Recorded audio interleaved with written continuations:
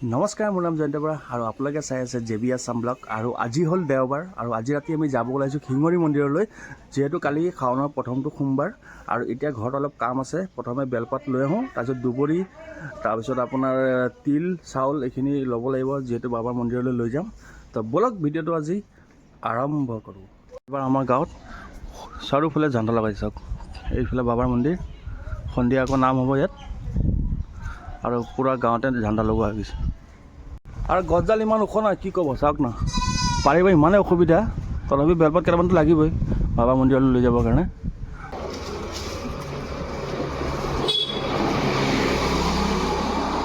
Guys বেলপাত পৰা হৈ গ'ল, সেয়া এতিয়া ঘৰত গৈ পেলাই বেলপাতখিনি ছিঙিব লাগিব। ইয়াতে বেলপাত ৰাখি দিলোঁ আৰু এইফালে বাবাক পূজা দিয়া হৈ গ'ল। চাওক পূজাটো দিলোঁ, কিন্তু ফুটে লোৱা নাই এতিয়ালৈকে, আৰু ফুটটো নল'লে খালী খালী লাগি থাকে, সেইকাৰণে ফুটটো লৈ লওঁ এতিয়া।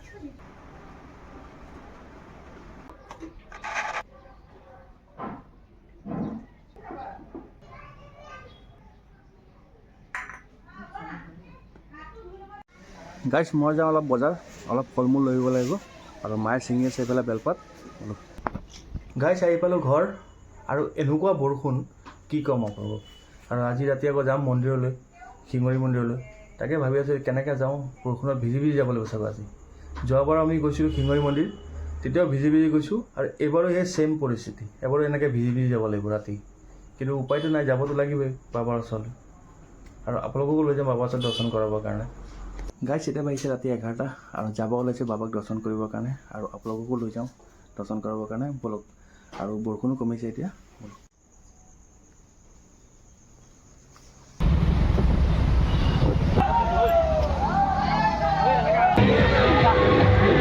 গাইজ আহি পালোঁ গণেশ ঘাট, আকৌ বৰষুণ আৰম্ভ হৈ গৈছে, চাওক এবাৰ ইমান ভিৰ নাই।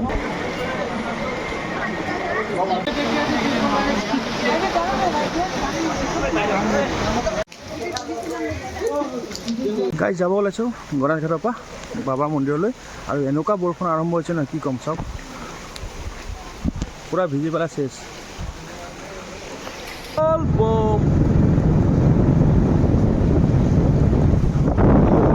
গাইজ এতিয়া আহি পালোঁ তুমুকি, আৰু এনেকুৱা বৰষুণ দিছে নে কি ক'ব, পূৰা ভিজি চেচ। এতিয়া অলপ চাহ খাওঁ বুলি ভাবিছোঁ ইয়াতে।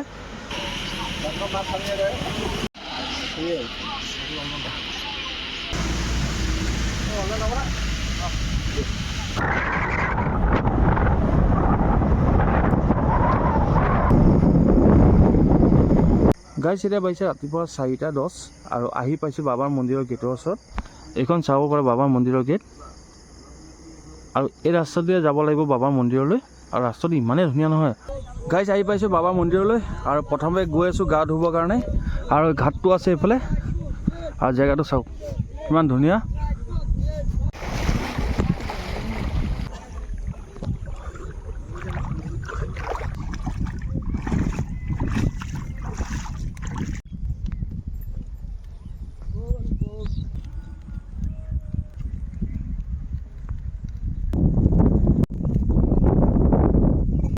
গাইজ নদীত গা ধোৱা হৈ গ'ল, আৰু নদীৰ পাৰত যিখিনি নিয়ম আছিলে নিয়মখিনি খুব ধুনীয়াকৈ হৈ গ'ল।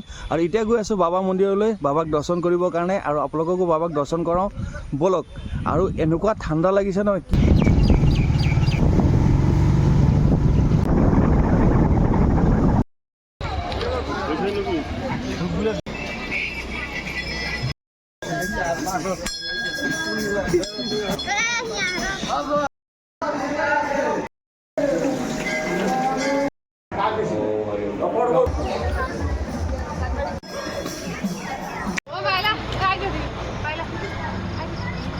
গাইজ বাবাক পূজা দিয়া হৈ গ'ল, আৰু বাবাৰ মন্দিৰলৈ খুবেই ভাল লাগিল, আৰু আপোনালোকক কেনেকৈ লাগে জনাব। আৰু এতিয়া যাব ওলাইছোঁ ঘৰলৈ, ব'লক।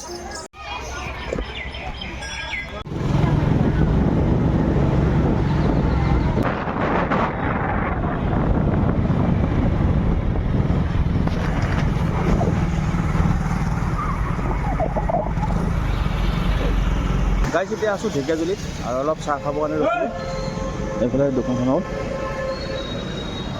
চাহটো খাই পাই ওলাই যাম আৰু।